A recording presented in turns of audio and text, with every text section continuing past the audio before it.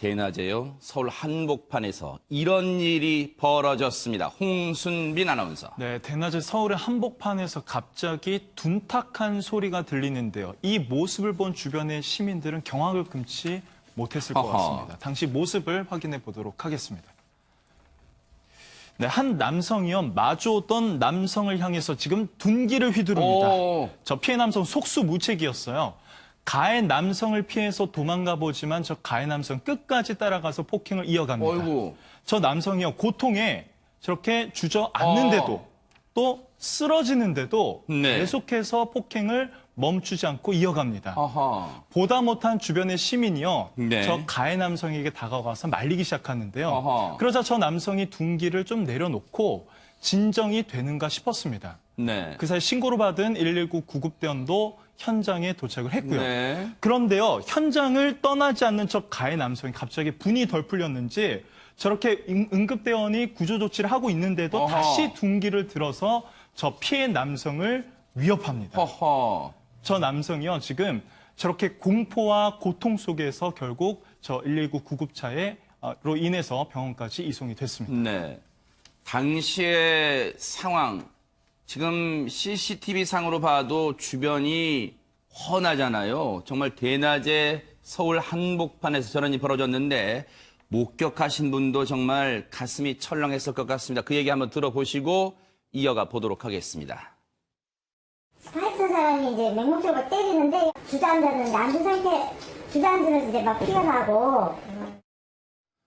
근데 오윤성 교수님, 저 두 사람 사이엔 대체 무슨 일이 있었던 겁니까? 지금 이제 두 사람이 50대 이제 같은 연배인데 선후배 사이로 알려져 있습니다. 네. 그런데 이제 지금 저렇게 폭행을 대낮에 이 둔기를 가지고 폭행을 한 이유가 네. 이 두 사람 사이에 아마 그 금전적인 채무 관계가 있었던 것 같아요. 그래서 이제 그 액수를 지금 밝혀진 거는 20만 원이라고 하는데 어허. 그 20만 원 때문에 이제 이 가해자 같은 경우는 둔기를 미리 준비를 했고요. 네. 그리고 이제 아마 제가 이제 추정컨대는 처음에 돈을 달라라고 했을 때 안 줬다고 해가지고 둔기를 저렇게 미리 준비를 해서 네. 공격을 하지는 않았을 것 같고요. 네.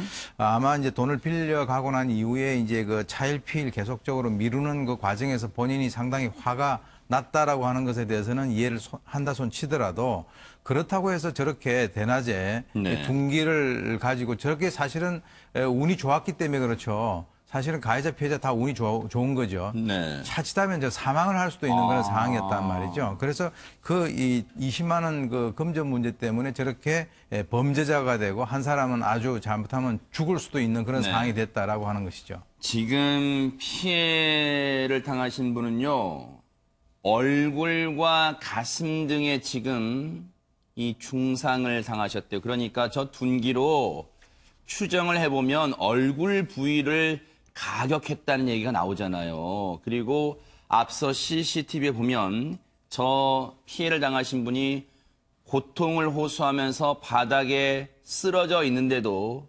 무차별적으로 여러 차례 둔기 폭행이 이어졌습니다. 지금 병원으로 옮겨진 상태인데 앞서 우리 홍순빈 아나운서 설명처럼 다행히 생명에는 지장이 없는 것으로 전해지고 있는데 최명기 원장님, 물론 20만 원이 사람에 따라 다 차이가 있어요. 큰 돈일 수도 있어요. 그런데 저 20만 원으로 인해서 지금 앞서 우리 오윤성 교수님 말씀처럼 자칫 생명까지도 앗아갈 뻔한 그런 사건이 벌어졌다는 게 정말 믿기지가 않습니다. 일단은 가해자의 경우에 아마 경제적으로 굉장히 어려움이 있어서 20만 원이 굉장히 크게 느껴진 부분도 있을 거고요. 네. 그런 다음에 이게 피해자 입장에서 만약에 가해자 얘기가 맞다 그러면은 피해자 입장에서는 20만 원 정도니까라고 점점 늦추게 되는 거고요. 그럴수록 가해자는 점점 화가 나는 거예요. 네. 그렇게 별거 아닌 돈인데 왜 빨리 갚지 않느냐라고 하게 되는 거고요.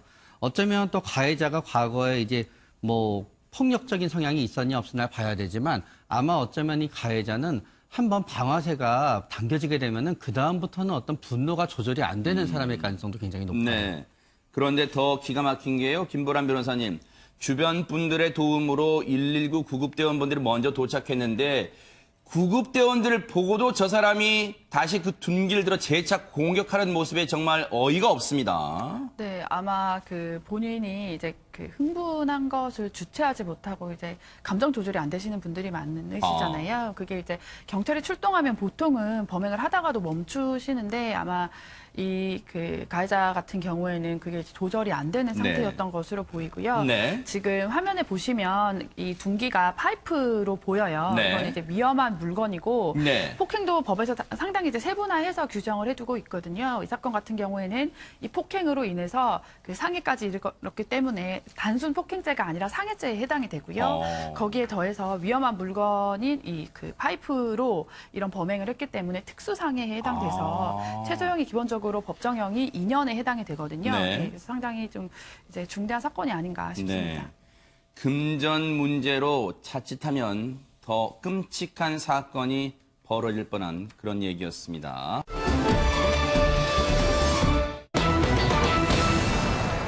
윤창호법을 만들면 뭐합니까? 이런 일이 계속해서 일어나고 있습니다. 홍순빈 아나운서. 순찰차가 한 과속 차량을 쫓아가는데요. 끈질기게 쫓아가야만 했던 이유가 있었습니다. 당시 어떤 모습인지 확인해 보도록 하겠습니다. 네, 흰색 SUV가 지금 빠르게 달립니다. 추격에 나선 순찰차가 지금 전방 블랙박스인데 멈춰 세우려 하지만 이 차량이 지금 차선을 이리저리 바꾸면서 빠른 속도로 신호까지 무시하면서 달립니다. 그렇게 저 차량이 2km를 달아나다가 결국 순찰차에 가로막혀서 멈춰 세우는데 네. 붙잡힌 저 차량의 앞부분은 움푹 찌그러져 있었습니다. 어허. 알고 보니 뺑소니범이었는데요. 어허. 횡단보도에서 한 보행자를 들이받고 도주하다가 어허. 경찰에 체포된 모습입니다. 지금 저렇게 보세요. 다른 차량 저렇게 빠른 속도로 도주를 하다가 자칫 잘못하면 2차 사고가 날 뻔했어요. 왜냐하면 다른 차량하고 거의 정말 부딪힐 뻔한 상태로 저렇게 이리저리 도주를 했는데 지금 이게 바로 도주 차량의 상태입니다. 지금 홍순빈 아나운서 설명처럼 앞유리, 자동차 앞유리, 전면부 유리가 지금 부서졌고요. 앞에 범퍼 부분, 앞분, 이 엔진 부분과 앞쪽에 범퍼 부분도 심하게 찌그러져 있습니다. 오윤성 교수님, 당시 잡고 보니까 운전자 상태는 어땠습니까? 지금 이제 30대 운전자로 밝혀졌는데요. 당시 이제 혈중 알코올 농도가 0.137%라고 하는 것은 이제 그 면허 취소 수준입니다. 근데 이제 그 지금 방금 보셨습니다만은 이 가해 차량의 왼쪽 앞부위가 그 찌그러지면서 네. 그다음에 유리가 깨졌잖아요. 네. 저건 어떤 그 상황이냐면 사람이 딱 부딪히면서 붕 떠서 머리 부위가 이게 유리창에 박혔을 가능성이 세상에. 큰 거예요.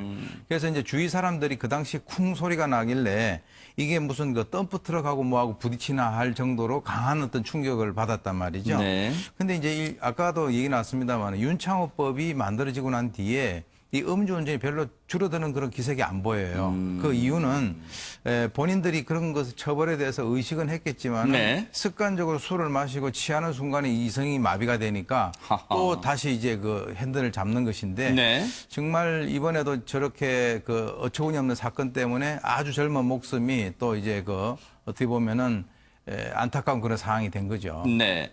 당시에 그러면 저 차량 운전자 어떤 일을 벌였는지 경찰 얘기 들어보시고 이어가 보도록 하겠습니다.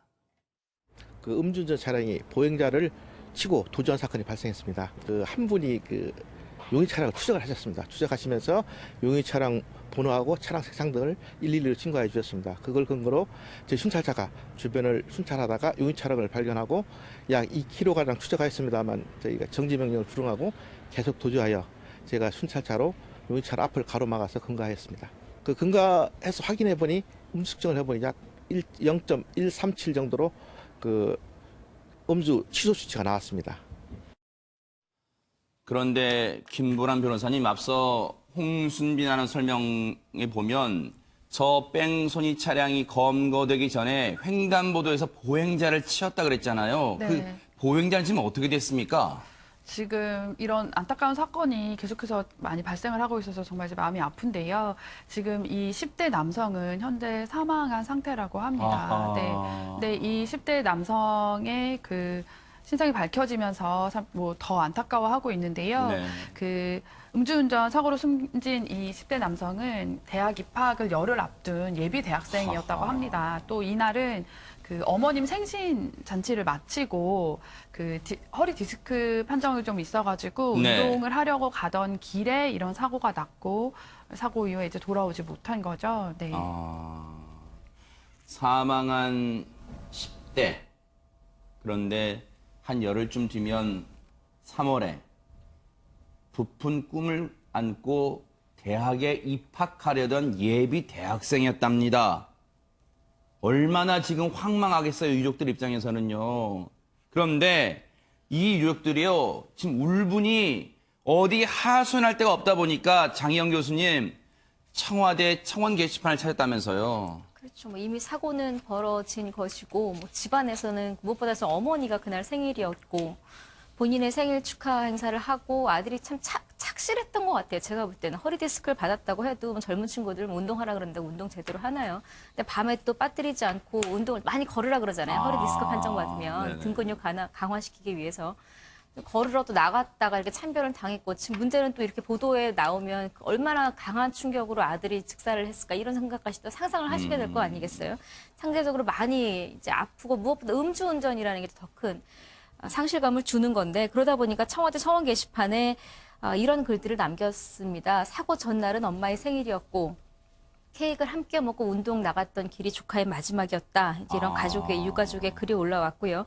음주운전 뺑소니 대표적인 또 사고잖아요. 음주운전 뺑소니로 죽은 조카의 죽음이 헛되지 않게 도와달라. 그리고 윤창호법이 생긴 이후로 이런 피해자들의 아픔이 덜해질 줄 알았는데 이것들은 국민들의 어떤 헛된 기대였을까요? 뭐 이런 내용도 있고요. 다시는 음주운전으로 허망하게 죽어가는 생명이 없기를 바란다라는 내용이 함께 있는데 뭐 어떤 말로 위로가 되겠습니까? 저 국민청원 게시판에 올라온 글이요.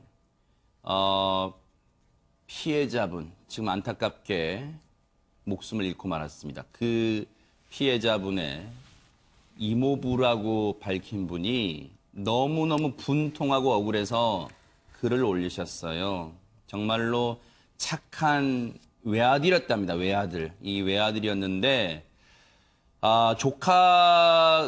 조카의 허망한 죽음을 정말로 이 분노 그리고 지금 가해자가 사과조차 하지 않고 있대요. 그래 너무너무 억울해서 이거는 정말로 많은 사람들한테 알려야겠다. 그 마음에 그래야 억울하게 죽은 이 조카의 눈을 편하게 좀 감게 해주고 싶은 그런 마음도 있었겠죠? 그렇게 해서 글을 올리셨습니다. 이모부란 분이요. 자신의 이모부라고 밝힌 분이 글을 올리셨는데 최명기 원장님 아직까지 사과조차 없대요. 그러니까 보통 이렇게 자식을 갖다 딱 전화기 잃게 되면은 그냥 살아가는 의미가 전부 없어지거든요. 그러면 이제 보통은 이제 다른 자녀가 있는 경우에는 또 다른 자녀를 생각해서 삶을 이어가셔야죠 얘기하는데 이분은 외아들이었습니다. 네. 그렇기 때문에 부모님의 입장에서는 모든 거를 갖다 이제 가해자가 앗아간 부분이 되는 거고요. 사실은 그 어떤 거로도 치유가 되기 어렵기 때문에 저 부모님의 입장에서는 결국은 가해자가 부모님이 생각하기에 합당한 처벌을 받는 게 그래도 가장 본인들한테 가장 커다란 어떤 위로가 될 수 있거든요. 네. 그런 점에 있어서 아마 옆에서 보신 분도 이런 글을 갖다 가족, 친척들도 아마 청와대 청원 게시판에 올리게 되었던 것으로 이제 생각됩니다. 네. 외아들입니다, 외아들. 외아들 이 공부시키고 뒷바라지하면서 얼마나 어머니는 자랑스러우셨을까요? 그런데 그 외아들이 어머니 생일 파티도 전날에 또 잘 해드리고 엄마 축하드려요. 그리고 저 지금까지 키워주시느라 고생 많으셨어요. 제가 대학 들어가서 멋지게 열심히 공부해서 또 훌륭하게 자라서 어머니께 효도할게 아마 그런 말도 했겠죠. 그 외아들이 현을 당했습니다. 그런데 김보람 변호사님, 이 남성 지금 불구속 상태로 수사를 받고 있다는데 이거 왜 그런 겁니까? 네, 지금 현재 아직 구속영장 신청해서 청구하고 이제 발급되는 상태가 안 된 걸로 보이고요. 현재는 이제 불구속 상태로 그 수사가 진행이 되고 있는데 앞서 보신 것처럼 사고 이후에 바로 이제 도주한 정황들도 때문에 경찰에서는 우선 지금 현재는 불구속 수사 상태이긴 하나 빠르게 이제 구속 수사로 전환할 예정이다라는 네. 입장을 밝힌 상태이긴 한데 네. 이제 조금 더 신속하게 이제 이런 절차들이 이루어져야 되지 않나 싶고요. 그 앞서 계속 저희가 언급했던 고 윤창호 씨 사건을 계기로 인해서 윤창호법이 지금 개정이 된 상태이긴 한데요. 그러니까 구체적으로 조금 설명을 드리면 네. 가져와있는 이런 음주운전으로 인한 사고가 발생했을 때 1년 이상의 유기징역이 선고되도록 되어 있었는데 이런 음주운전으로 인한 생명이 희생되는 사건이 계속 발생하면서 문제가 많이 제기됐었고 지금 현재로서는 3년 이상의 징역과 무기징역까지 선고될 수 있도록 이제 법이 현재 개정이 된 상태이긴 합니다. 근데 네. 그 법정형이 개정되는 것과 실질적으로 법원에서 선고되는 형이 상향되는 것은 저희가 좀 더 지켜봐야 되긴 한데 앞서 들으신 것처럼 윤창호법이 개정되었음에도 불구하고 이런 사고들이 계속해서 발생을 하고 있거든요. 실질적으로 이 법이 적용이 돼서 처벌이 되는 사안들에 대해서 실질적으로 처단되는 형이 좀 강화되어야 될 것 같습니다. 이거는요. 글쎄요, 오윤성 교수님, 이거 대대적인 국민 캠페인을 하든가 해야지 주말 사이에도요, 지금 오늘 저희가 이 소식을 안 전해드려서 그렇지, 주말 사이에도요, 운동선수, 프로야구 선수가 음주운전으로 적발되고, 지금 음주운전이 끊이질 않고 있습니다, 지금. 남의 생명 앗아가잖아요, 이렇게. 지금 이제 방금 말씀을 하셨는데 윤창호법이 이제 이번에 이제 개정이 됐다, 좀 처벌이 강화됐다라고 하는데 아직 그걸 갖다가 피부로는 못 느끼고 있는 거예요. 네. 그게 이제 어떤 효과가 있으려면은 사람들이 실제로 이제 재판 과정에서 아주 엄한 처벌을 받고 난 이후에 그런 것들이 이제 보도가 돼야만 약간 시간차로 이제 좀 피부로 느끼지 않겠나 하는 그런 네. 생각이 드는데요. 지금 우리가 기대를 했었던 것은 윤창호법이 이제 개정 이제 만들어지고 난 이후에 점차적으로 이게 줄어들 것이다라고 생각을 했는데 그런 기대에 전혀 못 미치고 있다라고 하는 거죠. 정말로요, 주변 분들도 정말 그러시면 안 됩니다. 아는 분들, 친구나 지인분들이 술을 드신 다음에 운전대를 잡으려고 할 때, 야, 그 정도 안 걸려, 괜찮아. 야, 그 정도 내가 볼 때 안 걸려.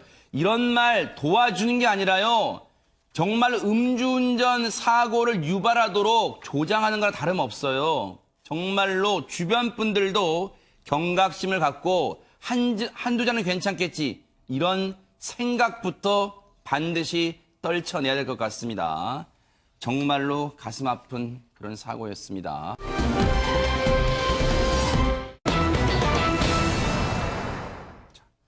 분위기를 좀 바꿔보도록 하겠습니다.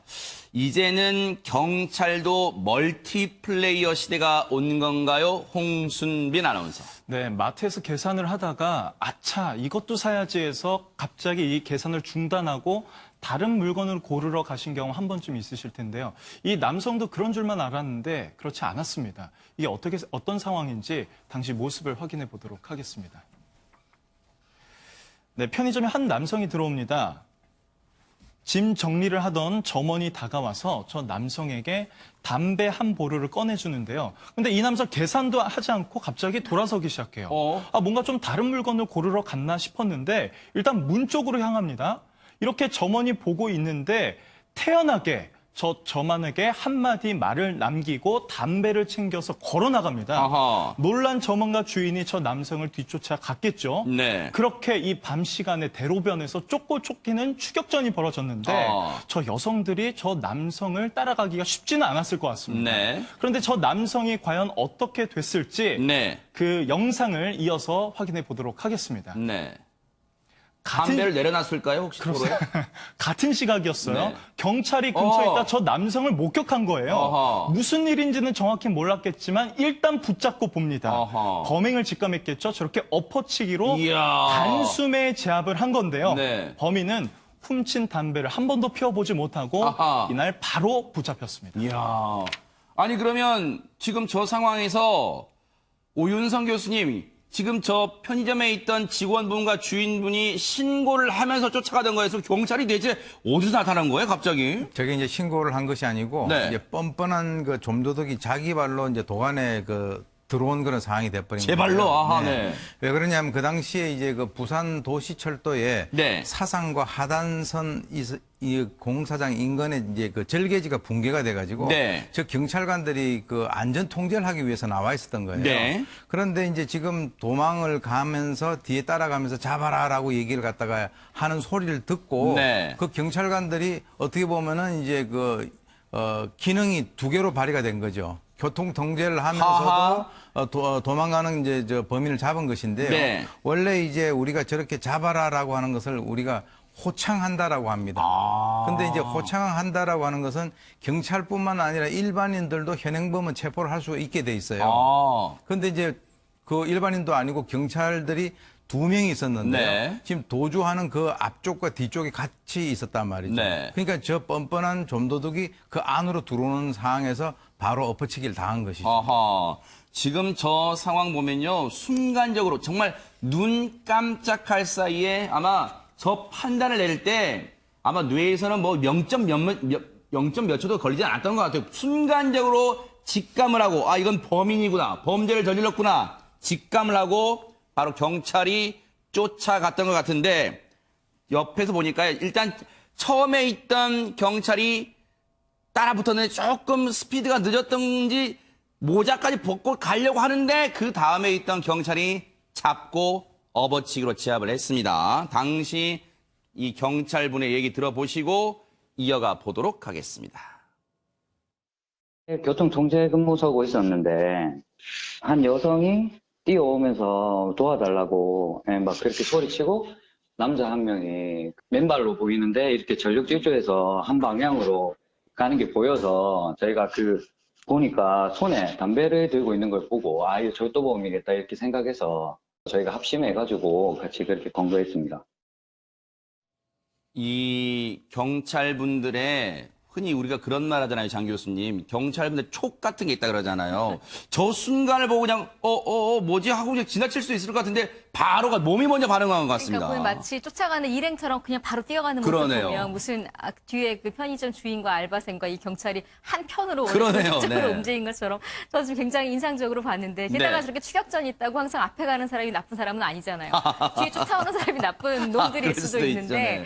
정말 직감과 그 촉이 대단하다는 생각이 든 게 도와주세요라고 뒤에 쫓아오는 걸 보고 이 남성의 손에 뭐가 들려있는 걸 본 순간 절도범이겠구나라고 생각했다는 것 자체가 네. 정말 이분들이 많은 현장에서 이런 것 물론 지금 교통단속을 하고 계시겠지만 네. 여러 가지 과정에서 이걸 직감적으로 판단할 수 있는 경찰들의 어떤 촉이 있지 않았나는 생각이 들고 그래서 그러니까요. 다행히 뒤에 또 그 편의점 주인도 네. 알바생도 모두 여성이었어요. 신체적으로 좀 약하다 보니까 네. 좀 쫓아가다가라도 혹시라도 저는 변을 당하지 않을까 걱정도 되는 상황이었는데 네. 잘 그 기지가 발휘돼서 제대로 체포가 됐습니다. 네.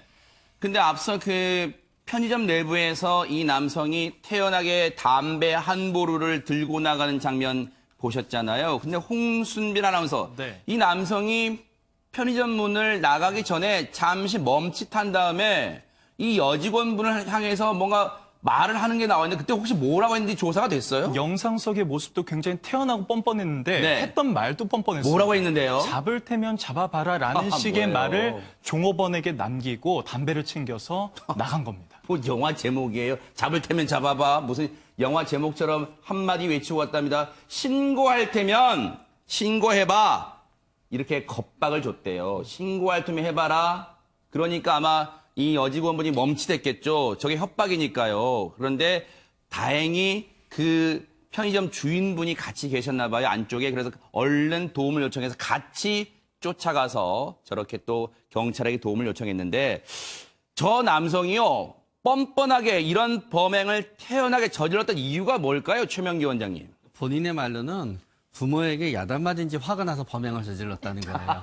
근데 이제 초등학생 중에는 가끔 이런 경우가 있어요. 이제 초등학생들 같은 경우에는 편의점에서 본인들이 좋아하는 본인들이 이제 물건을 훔치는 경우가 이제 몇 가지 경우가 있는데요. 네. 첫 번째는 진짜 용돈이 부족해서 훔치는 애들이 있어요. 네. 그런 경우에는 용돈을 조금 늘려주면 줄어들거든요. 네. 두 번째는 본인이 진짜 갖고 싶은 물건이 있는데 네. 부모님은 절대로 안 사주기 때문에 훔치는 경우가 있어요. 아하. 예를 들어서 초등학교 3, 4학년인데 이제 화장품 같은 거 갖고 싶어하는 애들이 있거든요. 네. 근데 부모님은 안 사주잖아요. 네. 그걸 이제 훔치게 되는 거예요. 네. 세 번째 유형은 이제 아까 1, 2번의 유형이랑 합쳐져서 네. 진짜 야단 맞으면은 막 스트레스가 올라가면서 충동성이 조절이 안 돼서 훔치는 경우가 있죠. 그러나 이 사람은 23살인 거로 알려져 있는데 뭐 이분이 이제 정신 연령이 굉장히 낮을 가능성도 있지만 그거를 갖다 배제한다 그러면 말은 맞지 않고요. 또 이 사람이 하필 훔친 게 담배였고요.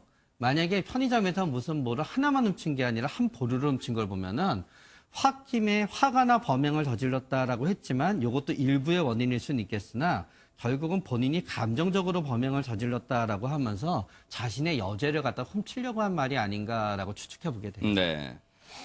그런데요, 정말로 부모에게 야단 맞은 뒤 화가 나 범행했다는 진술을 그냥 엉겁결에 했는지 둘러대는 또 경찰에 알아봐야겠죠. 23살의 남성이었답니다. 부모한테 야단 맞은 뒤 화가 나 범행했대요. 그런데 이 편의점 당시 종업원분과 직원분과 그리고 주인분은요, 정말로 사실 이 범인이 흉기를 들고 있을지도 모르는데 이게 어쨌든 도움을 요청하면서 쫓아갔단 말이에요. 결국 그렇게 적극적인 행동이 또 경찰이 제압을 할 수 있었던 거 아닌가 이런 생각이 드는데 이분들의 얘기 한번 들어보시고 이어가 보도록 하겠습니다. 담배한보를 달라고 해서 드리고 계산을 하려고 기다리고 있는데 그 남자분이 그냥 가지고 나가시면서 현관 앞에서 신고할 거면 신고하고 그냥 갖고 간다고 당당하게 그러고 나가더래요. 잡아달라고 도와달라고 하니까 영화처럼 영화의 한 장면 달려오시더만 잡아서 딱 그 제압을 하시는 거예요. 그래서 진짜 그 순간엔 너무 감사해갖고 만약에 지금 들으신다면 너무 감사하다고요. 그런 전하고 싶어요. 네, 정말로 이 주인분의 사장님 얘기처럼요. 영화의 한 장면처럼 달려오셔가지고 제압을 하셨대요. 정말로 대단하시잖아요. 그런데 김보람 변호사님, 정말로 천만다행인 건 앞서서 제가 잠깐 말씀드렸지만 이 도둑이요. 흉기를 들고 있지 않았던 게 그나마 천만다행이었던 것 같습니다. 경찰도 혹시 제압 과정에서 다칠 수 있었던 것 같아요. 만약에 흉기가 있었다면. 네, 맞습니다. 용기 있게 이제 경찰분들께서 제압을 해서 범인을 검거했는데 앞서 보신 것처럼 굉장히 태연하게 나가면서 협박조의 얘기도 하지 않았습니까? 이런 경우에는 이제 흉기를 동반하는 경우도 있는데 이 사건 같은 경우에 다행히 그런 부분들은 확인되지 않고 있고요. 지금 이 담배 한 보루가 한 45,000원 정도의 가치가 있다고 해요. 네. 근데 그러니까 이런 고가의 금액이 아닌 그러니까 낮은 금액의 물건들을 훔치는 것을 그러니까 보통 저희가 점도둑이라고 하잖아요. 네네. 근데 그 금액이 얼마인지와 상관없이 어찌됐건 다른 사람의 재물을 훔치는 거는 절도죄에 해당이 되고요. 네. 그리고 이런 저가의 물건들이라고 하더라도 그 횟수가 많아지는 경우에는 실제 이제 구속돼서 수사가 진행이 되거나 네. 이제 실제 실형이 나오는 경우들도 많이 있거든요. 네. 이런 부분들 반드시 이제 좀 조심하셔야 되고 네. 그 현재 이 남성은 절도 혐의로 불구속 입건이 돼서 수사를 받고 있다고 합니다. 네.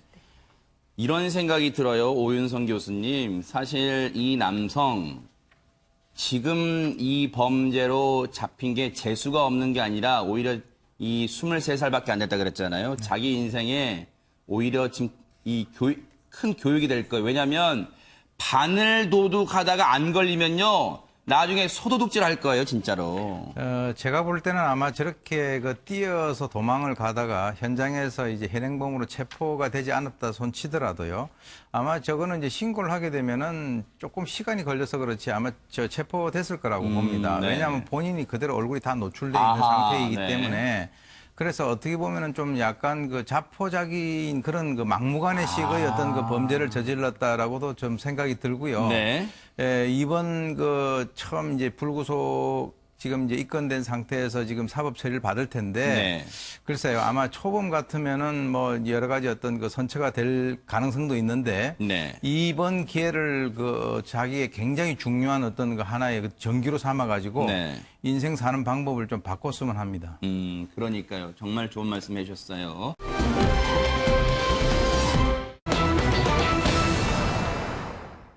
안타깝게 남편을 일찍 보낸 그런 아내가 있습니다. 참 안타깝잖아요. 그런데 이 아내가 연금을 받아오셨나 봐요. 그런데 하루아침에 이 연금을 토해내게 됐습니다. 장희영 교수님. 말씀하신 대로 이 여성 남편과 사별을 했습니다. 그게 1992년이니까 한 27, 8년 전 꽤 오래의 시간이 어허. 지났고요. 이 당시 여성은 40대였고 지금 60대가 됐습니다. 네. 남편이 사망을 하고 유족연금을 매달 뭐 90몇만 원, 100만 원이 조금 안 되는 금액을 이제 매달 받아서 이제 그걸 생활을 하고 네. 나름 또 이제 직업을 갖고 이제 생활비를 벌고 있는 중이었는데 전액은 아니고요. 이 여성이 갑자기 몇 년 동안 받은 연금을 다시 다 토해내라라는 통보를 받게 됩니다. 어허. 알고 보니 네네. 2017년 공무원 연금공단이 이 여성이 그러니까 사별한 남편의 연금을 받아오고 있었던 거잖아요. 유족연금을. 그런데 다른 남자와 동거 중이라는 사실을 확인을 하게 됐고요. 다른 남성과 동거 중인 다른 남자와 사실상 혼인관계라는 걸 알게 됐고 네. 그러다 보니까 그 남성과 혼인관계인 그 시점부터 받은 연금은 돌려내라라는 거고요. 문제는 이 아내 입장에서는 난 그 남성과 혼인관계가 아니다라고 이제 불복을 하고 소송을 아하. 했습니다. 네. 근데요, 김보람 변호사님, 그러면 남편을 여인 사람은, 아내는, 그러면 지금 연금을 중간에 다 뭐 받은 게 잘못된 거예요? 지금 이 말을 들어보면 다른 남자와 사실혼 관계였다고 해서 지금 다시 지금 그동안 받았던 걸 내라는 거잖아요. 지금 왜 그런 거예요? 네. 그 유족연금이라는 것이 배우자가 사망한 이후에도 네. 생활 안정을 위해서 계속해서 지급이 되게 하는 제도인데요. 그 재혼을 하게 되면 이미 사망한 배우자의 유족연금까지 지급하면서 경제적으로 보조해 줄 필요가 없다라고 봐서 재혼을 하게 되면 그때부터는 이전 배우자의 사망한 배우자의 유족연금을 수급하지 못하게 되는데요.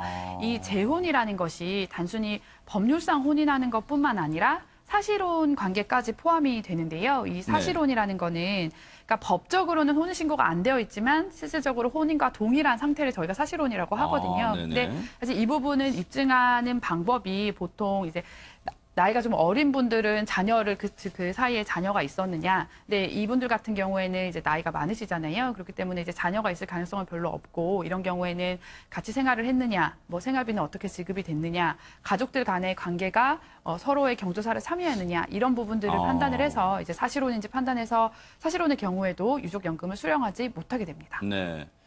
지금 이 보시는 것처럼요, 1992년에 당시 군무원이었던, 군에서 좀 근무하셨나 봐요. 사별한 남편이요. 군무원이던 남편이 1992년 사망한 이후에 25년간은 매달 한 100만 원 조금 안 되는 그런 돈을 유족연금으로 받아오셨나 봐요. 25년간. 그런데 느닷없이 공무원연금공단이 이제는 지급할 수 없습니다. 아니 왜요? 지금 그 아내분께서는 다른 분과 동거를 하고 계시고 사실혼 관계인 걸 저희가 확인했습니다. 라고 했더니 장희영 교수님, 예. 이 아내분이 펄쩍 뛰면서 무슨 소리예요? 사실혼이나 그런 일 없어요. 이랬다면서요. 네, 그러니까 처음에 이 공무원연금공단이 이걸 조사하게 된 게 주변 사람들의 신고를 받았어요. 아하. 혼인한 여성이 사별한 남성의 유족연금을 아직도 받고 있다, 조사해달라라는 이제 신고를 받고 조사에 들어간 거거든요. 그 결과 2014년 10월부터 이 여성이 다른 남성과 동거를 하면서 사실혼 관계에 있으니 그때부터 받은 유족연금을 다시 반환해라. 그 금액이 약간 3,800만 원 정도였었는데 네. 문제는 이 여성이 강하게 반발을 했습니다. 네. 나와 이 남성의 관계는 사실혼의 관계가 아니라 간병인과 환자의 관계다. 오. 실제로 이 여성이 간병협회에 등록에 되어 있는 간병인이었었고요. 그러니까 이걸 아마 그 벌이를 하면서 생계 유지를 했었던 것 같습니다. 네. 실제로 이 남성 자체도 척추 협착, 협심증, 고혈압 등의 진단을 받고 간병인이 필요한 질환을 앓고 있는 것도 맞아요. 그러다 보니까 이 여성은 우리는 사실혼 관계가 아니라 매달 간병인으로 100만 원 안팎의 돈을 받고 간병을 했을 뿐이다라고 아하. 주장을 했는데 네. 문제는 이 주장을 이제 반박하고 공무원연금공단이 반환해라라고 한 이유는 뭐였냐면 네. 방문해 보니까 간병인과 어떤 환자의 관계라고 하기에는 의심적인 부분이 몇 개가 있었는데 왜요? 어떤 걸까요? 대표적으로 이 여성의 주소지, 간병인이라면 자기의 주소지가 있고 환자의 주소지가 있어야 되는데 2014년 그 시점부터 이 여성의 주소지가 이 남성의 주소지와 함께 합해져 있는 그래요? 거예요. 그것도 결정적인 것이었었고 무엇보다 집 안에 네. 두 사람이 한 건물에 살고 있다는 여러 가지 정황이 발견이 됐는데 어허. 옷장에 옷이 같이 걸려 있는 거죠. 어허. 누가 뭐 환자 옷과 주인 옷을 같이 걸어놓습니까? 어허. 간병인 옷을 같이 걸어놓습니까? 네네. 그렇지는 않죠. 옷도 한 방에 같이 걸려 있고 한 옷장에 같이 걸려 있었고 결정적으로 칫솔, 화장실에 쓴 칫솔이 한 통에 두 칫솔이 나란히 꽂혀 있는 어허. 거예요. 그러니까 누가 봐도 이 사람들은 그냥 간병인과 환자의 관계가 아니라 가족이다라고 판별할 수 있는 여러 가지 정황이 나오게 됩니다. 아, 지금 들으신 것처럼요, 오윤성 교수님. 지금 공무원 연금공단은 우리 현장 조사 다 했어요. 이러이러한 일 있고 이거 해서 보니까 두 사람 사실혼관계 맞잖아요. 지금 못합니다. 근데 이 아내란 사람은 무슨 소리예요? 지금 저는 간병인이에요. 정말 그냥 주던 거 주세요.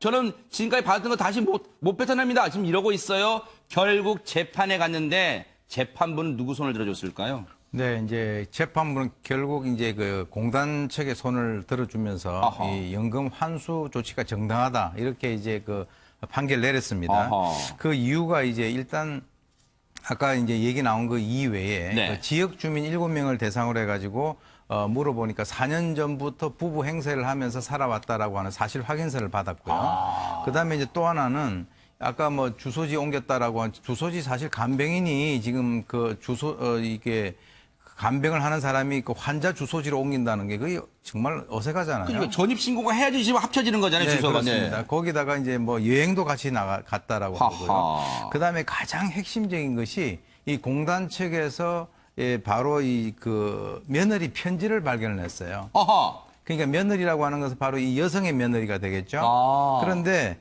현관 입구에서 이제 이 그 며느리 편지를 발견해 가지고 내용을 확인해 보니까 네. 이런 얘기가 있어요. 엄마 아빠를 자주 찾아뵙지 못하고 항상 엄마 아빠 생각하고 있다는 거 아시죠? 그런데 사실은 이분 같은 경우는 남편이 돌아가셨기 때문에 25년 전에 네. 아빠라는 존재가 없는데 며느리가 그 바로 이제 그 환자를 아빠로 인식을 하고 있었다라고 하는 것이죠. 네. 그런 측면에서 이제 재판부가 최종적으로 연금 환수 조치가 정당하다라고 아하. 해가지고 공단 측의 손을 들어줬습니다. 네. 혹시 최명기 원장님, 그러면 이 지금 아내 입장에서는 아이고 이거사 그렇게 뭐하러 그런 편지를 보내가지고 이게 들통나게 만들어 이러고 생각하고 있을까요? 그러니까 이제 평소에 굉장히 며느리하고 관계가 좋았다 그러면은 이제 아마 그렇게 그 정도 생각에서 멈출 수 있을 것 같아요. 네. 그러나 좀 석연치 않은 점은 뭔가 하게 되면 보통 우리가 편지 잘 안 보내거든요. 아무리 며느리의 나이를 잘 모르겠지만 네. 그런 분들한테 편지를 보냈다 하더라도 보통 우편을 붙여서 보내잖아요. 아하. 그러면 겉봉투에 엄마 아빠라고 쓰지 않는 한 공단 사람들도 그 편지를 뜯어서 본인이 확인할 권리까지 있는 건 아니거든요. 네. 그러나 만약에 우리가 실제로 상황은 잘 모르겠지만 저 상황처럼 남이 볼 수 있는 형태로 꽂아놨는데 네. 꽂아놓으면서 자주 찾아뵙지 못하다고 하게 되면은 네. 또 그 굉장히 시어머니 입장에서는 억울하면서 네. 또 만약에 의심이 많은 시어머니 같으면 혹시 일부러 그런 게 아닌가라고 네. 의심도 해볼 수 있는 가능성도 배제할 수는 없을 것 같아요. 네. 어쨌든 정말로 사별했던 그러니까 그 하늘나라에 있는 남편분은 아마 모든 걸 다 알고 있을 거예요. 다 내려다 봤겠죠. 그러니까 글쎄요. 억울하다고 해서 재판까지 갔지만 결국 재판부도 이 사연을 억울함을 받아주지 않았습니다. 결국은 주변 정황과 결정적인 물증이 모든 걸 말해주는 것 같습니다.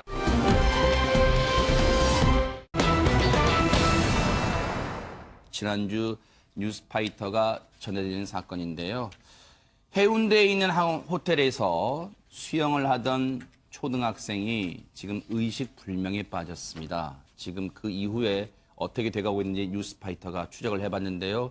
홍순빈 아나운서. 네, 안타까운 사고였죠. 부산 해운대구의 한 호텔 수영장에서 한 초등학생이 물속에서 의식을 잃은 채 발견이 됐는데요. 이 학생은 지금 병원으로 이송됐지만 현재까지도 의식을 되찾지 못하고 있다고 안타깝네요. 합니다. 당시 그 아이를 물속에서 황급히 건져 올렸던 외국인 남성의 말에 따르면요. 이게 발견 당시 모습인데 이때 저 왼쪽에 보이는 철제 사다리 혹은 철제 계단에 아이의 팔이 껴 있었다고 합니다. 네. 그런데 경찰은 좀 더 자세한 정황을 파악하기 위해서 수사력을 모으고 있는데요. 앞서 지난 20일에는 해당 호텔에 수사관을 보내서 한 2시간여 동안 압수수색을 했고요. 이후에는 사고 관련 문서와 영상 등을 토대로 혹시나 호텔 측의 안전관리 미숙 혹은 문제가 없었는지 확인하고 있다고 합니다. 바로 저 철제 사다리입니다. 아마 수영장에서 한 번쯤 뭐 많이 보셨을 거예요. 수영장에서 저렇게 딛고 올라오기 편하게 저렇게 철제 사다리가 돼 있죠. 그런데 앞서 이 호텔 수영장 내부의 CCTV를 보면 이 초등학교 6학년 학생입니다. 수영을 하는 모습이 포착이 됐고, 그런데 어느 순간부터 물 위로 나오지 않았고, 그래서 그걸 이상하게 여겼던 당시 수영장에 있었던, 호텔 수영장에 있었던 외국인이 발견해서 주변에 알리면서 이 사건이 드러나게 됐습니다. 자, 지금 관련해서 지난 20일에 경찰이 해당 호텔을 압수수색했는데 경찰 얘기 들어보시고 이어가 보도록 하겠습니다. 그렇죠. 그 안전요원이 했죠. 안전요원을 비롯해서 지금 수사 중에 있습니다. 조사 다 했고 또 필요하면 더 조사도 하고 그렇습니다. 그 2명의 안전 요원 중에 한 분이 수영 강사를 겸직했다는 그 기사를 제가 봤는데 이거는 이제 뭐 확인이 된 사안인지. 그건 그쪽에서 주장하는 거고 그 부분에 대해서 우리가 판단만 남았죠 이제. 그게 사실인 거고 그게 이제 안전요원으로 볼 수 있는지 없는지 판단만 남았다니까요.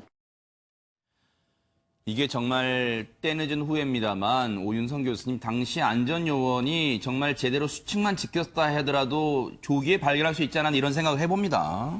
그런데 이제 지금 그 호텔 측에서는 이 안전요원이 제대로 뭐 활동을 했다라고 이렇게 얘기를 한다 하더라도 자관 결과가 아이가 12분이라고 하는 거는 정말 그거는 그 짧은 시간이 아니에요. 그렇죠. 1, 2분이 아니기 때문에 12분 동안에 물 속에 들어가가지고 나오지 않았고 그리고 지금 이제 그 이 풀의 수심이 말이죠. 아이가 이게 딱 일어서면은 딱 그 자기 목이 나올 수 있는 70cm밖에 안 된단 말이에요. 그렇기 때문에 지금 이게 문제가 되는 것이 안전요원이라고 한다 하더라도 한 사람이 딴 곳에서 지금 이제 그 수영 강습을 하고 있었다라고 그래요. 네. 그래서 뭐 이 호텔에서는 안전요원이 내려와 가지고 유아들의 그 풀 동선을 다 돌아봤다. 그런데 공간이 너무 넓기도 하고 아이만 주시를 할 수 없지 않느냐라고 얘기를 하는데 네. 그렇다면은 저 풀의 크기를 갖다가 줄이든지 아니면 안전요원 수를 늘리든지 뭔가 이렇게 해야지 그렇지 않고 지금 저런 사고가 발생했는데 호텔에서 얘기를 하는 것은 그야말로 변명을 하고 있는 것이 아닌가라고 할 정도로 약간 좀 분노가 드네요. 그러니까요. 이게 할 소리입니까? 공간이, 수영장 공간이 워낙 넓기도 하고 아이만 주시를 하지 않다 보니 아이만 주시할 수는 없다 보니까 이런 일이 일어났다고요? 이게 당연한 겁니까? 이게 지금요. 이 아이 정말 생태 같은 자식이 지금 의식 불명에 빠져가지고 이 어머니는요. 지금 하루하루가 애가 타고 있습니다. 지금. 입술이 바짝바짝 마르고 있어요. 저희 제작진이요. 정말 송구스럽지만 이 어머니의 얘기를 어렵게 한번 들어볼 수 있었습니다. 어머님 얘기 한번 들어보시고 이어가 보도록 하겠습니다. 어떻게 해서 사고가 났는지 정확하게 말해줘야 되잖아요. 그 경위를 들어야 되는데 호텔 측에서 들은 게 없는 거예요. 아무도 얘기를 안 해주고 오히려 잘못된 정보를 저한테 얘기를 해줬죠. 제가 물어봤더니 자기는 모른대요. 그 CCTV를 본 직원이 있을 거 아니냐고 물어봐봤냐고. 그 CCTV를 봤을 때 물살이 치더냐고. 위에가 허우적거리는 그런 게 보이냐고. 그랬더니 허우적거리는 게 별로 보이지 않는데요. 그리고 주변에 무슨 뭐가 있냐고 그랬더니 주변에 뭐가 있지도 않대요. 주변에 어떤 것들에 뭐 부딪혔다든지 뭐 그거에 눌렸다든지 뭐 그런 거 있잖아요. 그래서 그런 게 있냐고 그랬더니 그것도 없대요. 그날 밤에 수영장 선생님이 오셨어요. 네. 네. 근데 그 수영장 선생님이 오셨는데 그 사람도 자기가 그 구조물을 봤는데 자기가 이렇게도 해보고 저렇게도 해봤는데 전혀 끼지가 않다라는 거예요. 낀 거거든요. 그럼 사과는 했죠. 사과는 하죠. 안전 조치가 미흡했고 뭐 이래서 죄송하다 이런 말은 하지 않아요. 지금 이 얘기를 들으면요, 장 교수님, 어머님 얘기는 애초에는 사고 경위에 대해서 호텔 측으로부터는 자세한 얘기를 못 들었다. 지금 뭔가 아직 단정할 수는 없습니다만 호텔 측이 애초에는 이 사실을 좀 은폐하려고 했던 의혹이 생길 수 있는 부분 같습니다, 지금. 그리고 지금 정황이 어찌됐건 간에 호텔 내 수영장에서 벌어진 일이면 네. 무슨 구체적인 이것저것 다 불문하고 죄송합니다. 우리가 어떻게든 책임을 져야겠습니다라고 최선을 다하는 모습을 보여줘도 지금 이 아픈 아이, 의식불명의 아이가 지금 갑자기 확 뛰어다니는 것도 아니잖아요. 근데 일단 태도 자체가 오 교수님처럼 조금 많이 이렇게 화나게 하는 부분이 있고요. 그러니까. 지금 이 어머니 말씀을 들어도 수영 강사가 자기가 이렇게 저렇게 해봤는데 그 계단에 팔이 안 낀다라는 말 자체는 그건 뭐예요? 그 애에 팔 낀 거는 이건 불가사의한 일이라는 거예요? 뭐예요? 그리고 그게 한 6cm 정도 틈이 있었다는데 초등학생 아이가 계단을 잡다가 잘못하면 이게 들어갈 수 있고 허우적거리면 더 낄 수도 있는 거거든요. 지금 이 진위를 따지는 게 문제가 아니라 그리고 안전 요원이 강사를 겸해야 되냐 아냐가 아니라 지금 이렇게 벌어졌으면 어떤 책임을 져야 되고 어떤 걸 수습해야 되고 어떤 그 차후 논의를 해야 될지 이런 것들을 이야기해야 될 상황에 지금 이 어머니를 정말 두 번 이렇게 가슴 아프게 하는 일이 벌어지고 있다는 것도 네. 안타깝고 안전조치 당연히 미흡했고요. 안전위원이 위에서 내려다 보면 아무리 풀이 넓어도 쭉 한번 훑어보는데 30초도 안 걸립니다. 그렇게 보다 보면 12분 동안 아이가 물 안에서 허우적거리고 있는 걸 발견을 못했다라는 것도 말이 안 되는 상황이고요. 이 부분에 대해서는 좀 호텔에서도 얼른 입장을 좀 바꾼 이런 태도를 좀 보였으면 좋겠습니다. 호텔이면요, 호텔의 이름에 걸맞게 안전요원이 부족하면 공간이 넓다면서요. 그러면 안전요원을 더 추가 배치했어야죠. 어떻게 2명 가지고 이런 일을 할 수가 있어요. 그래놓고 어떻게 또 이렇게 변명을 할 수가 있어요. 공간이 워낙 넓으니까 아이만 지켜볼 수는 없다고요? 이게 말입니까? 그런데 앞서 호텔 측이 사고 당시에 어머니에게, 즉 피해 아동의 가족에게 상황 설명을 제대로 하지 않았다 그랬잖아요. 그런데 여기에서만 그친 게 아니라 뭔가 사고 원인이 다른 데 있다는 식으로 발언도 했다고 하는데 그 얘기마저 들어보시고 이어가 보도록 하겠습니다. 그 처음에 수영장에서 그거를 그렇다고 얘기를 해주지 않았어요. 원인은 알 수 없어서 심장마비일 건가? 아니면 제가 먹은 음식 때문에 혹시 그랬나? 그런 생각을 다 한 거죠. 또 제가 물에 들어갔어요. 제가 옷을 입고 들어가 보니까 어떻게 힘들었다는 걸 알겠더라고요. 이게요, 뭐냐면 호텔 측이 상황 설명을 제대로 해주지 않으니까 어머니 마음에는 어이구 우리 애가 혹시 뭐 심장마비가 왔나? 그렇게 별별 생각이 다 드셨다는 거예요. 그리고요, 어머님께서 저희 제작진에게 이런 말씀까지 해주셨어요. 정말로 팔이 낄 수 있다는 것을 본인께서 직접 저 호텔 수영장 내에 들어가서 재현까지 해봤답니다. 수영장 선생님은 팔이 전혀 안 끼더라 이렇게 얘기했대요. 그런데 어머니가 가서 해봤는데 팔이 끼더래요. 이러니까 결국은 호텔 측이 뭔가 안전조치 미흡 부분에 대해서도 은폐하려는 거 아니냐 이런 의혹을 가질 수밖에 없는 대목이 아닌가 이런 생각이 듭니다. 최명기 원장님, 지금 어머니 입장에서는요, 앞서도 말씀드렸지만 너무너무 황망한 거예요, 지금. 그럼요. 이 아이가 현재 그 졸업식을 앞두고 있었고 중학생이 되기 바로 앞에 있었는데 너무너무 이 어머니 좀 황망하게 되는 거고요. 또 호텔 측의 입장도 도저히 이해가 안 가는 게 있어요. 어쨌든지 간에 호텔 측은 벗어날 수가 없거든요. 만약에 구조물이 잘못됐다 그러면은 그거는 구조물의 잘못이었기 때문에 호텔 측의 책임이 되는 거고요. 만약에 구조물이 잘못되지 않았다 하더라도 아이가 만약에 수영을 할 수 없는 상황에서 발견을 못했으니까 어느 쪽이든지 호텔 측의 책임이 되는 거거든요. 네. 그렇기 때문에 이래도 책임이 되는 거고 저래도 책임이 되는 건데 왜 저렇게 부정확한 반응을 갖다 보이는지를 도저히 납득할 수가 없고 네. 그러다가 보니까 어머님도 더욱더 억울하고 더욱더 화가 나고 더욱더 뭔가 밝혀지지 않는 게 있는 것 같고 속는 것 같고 배신감이 들고 억울할 수밖에 없죠. 네. 아직까지도 안타깝지만 의식불명 상태에 빠진 이 아이는요, 초등학교 6학년이었습니다. 올해 중학교 입학을 앞두고 있었어요. 얼마나 지금 어머니 입장에서는 애가 탈 거예요. 그 얘기마저 들어보시고 이어가 보도록 하겠습니다. 너무너무 안타깝죠.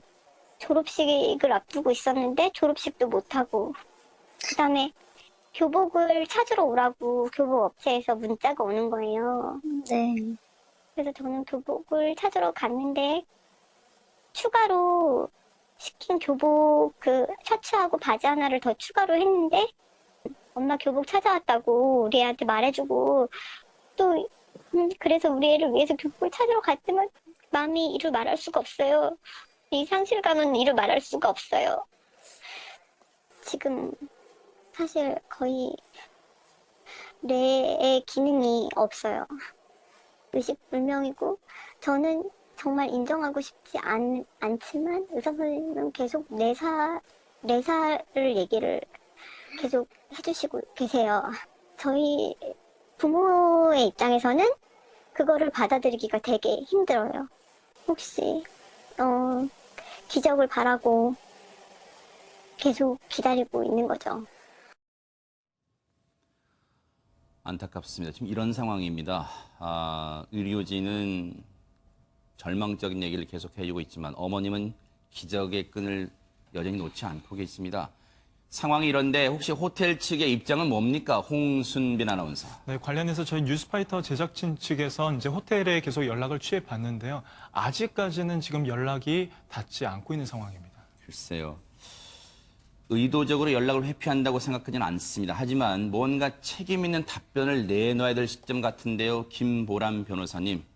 네, 이런 사고가 발생할 때마다 관리 감독 문제도 계속 문제가 대두되고 있는데요. 네. 현재 법에서는 그 영리 목적으로 수영장을 운영을 할 때 전체를 조망할 수 있는 감시탑을 세우고 안전요원을 최소 2명 이상은 배치를 해야 된다라고 규정을 하고 있어요. 지금 문제되고 있는 이 호텔에 대해서도 작년에 2차례나 그 해운대구청에서 관리 감독이 나갔었다라고 네. 얘기를 했고 해운대 그 구에서는 네. 수영장에 그러니까 해당 호텔에 안전요원을 2명 이상을 둬야 되고 네. 그 강사가 안전요원 역할을 겸임해서는 안 된다라는 지침을 작년 3월, 7월 2차례 허허. 전달을 했다라고 입장을 밝혔는데요. 네. 근데 좀 어이가 없는 것은 네. 그 현장 점검을 나갈 때 현장 점검을 나가기 전에 미리 이 호텔에 고지를 했다고 합니다. 그러면 당연히 그 호텔에서는 그 현장 점검을 준비를 하게 되겠죠. 그러겠네요. 그래서 점검 당시에는 한 10명 이상의 안전요원이 수영장에 배치가 되어 있었다고 아하. 해요. 근데 사실 이건 좀 비정상적인 거죠, 오히려. 네. 근데 그렇게 해놓고 그 점검이 나가지 않을 때는 계속해서 이제 강사가 겸임을 하는 형태가 되었던 것인데요. 네. 이런 점검도 사실 미리 고지를 하면 당연히 이런 식으로 어떤 곳이라도 준비를 할 수밖에 하게 되잖아요. 그러니까 불시에 점검을 나간다거나 이런 식으로 해서 이 법이 제대로 지켜지고 있는지 관리 감독도 강화해야 되고 만약 이런 위반을 했을 때도 좀 강한 제재 조치가 있어야 될 것 같습니다. 뭐 요즘 적폐 하는데요. 적폐가 딴 데 있는 게 아니라 이런 게 적폐네요. 미리 답안지 알려주는 거예요. 아, 현장 조사 나갑니다. 대비하세요. 했더니 안전요원이 10명이라고요? 참 정말로 이 억울한 사건은요. 뉴스파이터가 계속해서 어떻게 이 사건이 이 책임자들을 처벌 가릴지 뉴스파이터가 끝까지 추적해 보도록 하겠습니다.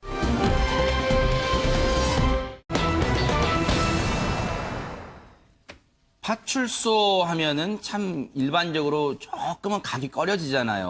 뭐 굳이 갈 일 없으면요. 그런데 파출소를 찾은 이런 사람들이 있다고 하는데요. 홍순빈 아나운서. 네, 경기 의정부의 한 거리에서 한 시민이 순찰차를 향해서 다급하게 손짓을 하는데요. 이게 어떤 상황인지 먼저 영상을 보고 이어가 보도록 하겠습니다. 네, 한 여성이요. 지금 지나가는 경찰차를 불러 세워서 도움을 요청합니다. 이게 어떠한 상황이나 지금 한 20여 명이 길가에 사람들이 모여 있는데요. 자세히 보시면 바닥에 한 여성이 쓰러져 있습니다. 의식을 잃고 쓰러져 있었던 건데 다행인 건 마침 이 현장을 지나던 경찰차가 저 여성을 황급히 병원으로 옮겨서 치료를 받을 수 있었습니다.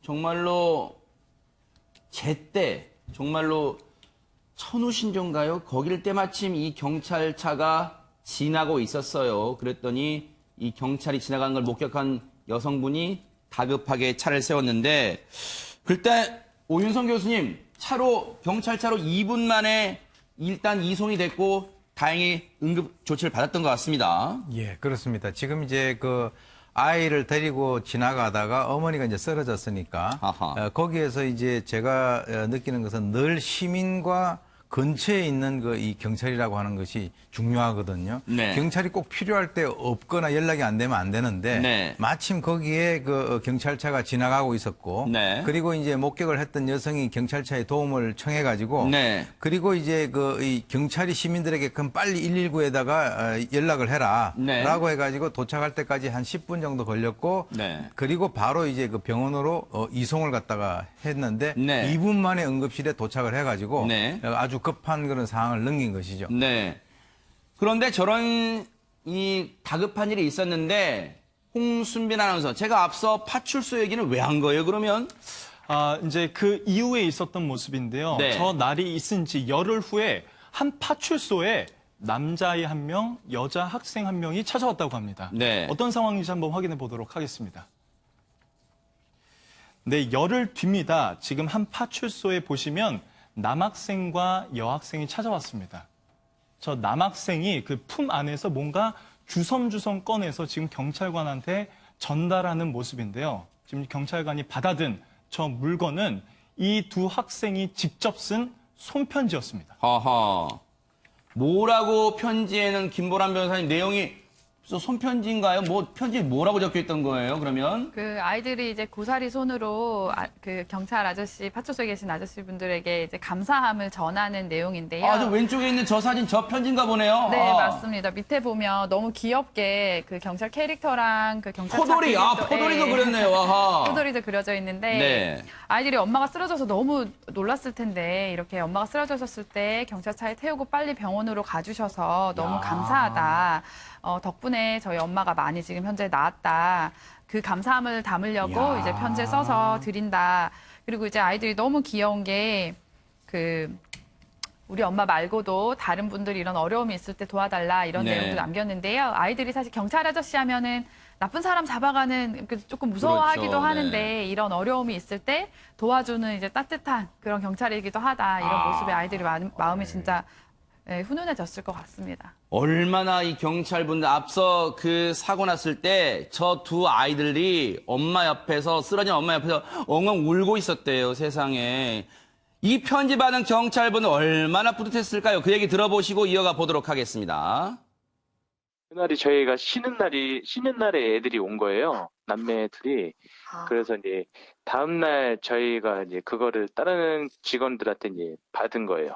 편지를 딱 받았을 때는 진짜 그날이 또 설날 연휴라서 저희한테는 그냥 진짜 거의 최고의 선물이라고 해야 되나? 그냥 뭐 길게는 안 했지만은 경찰 생활 안 했지만은 그래도 이렇게 받는 분은 별로 없는데 받으니까 좀 약간 특별하더라고요. 그 편지가 저희한테는.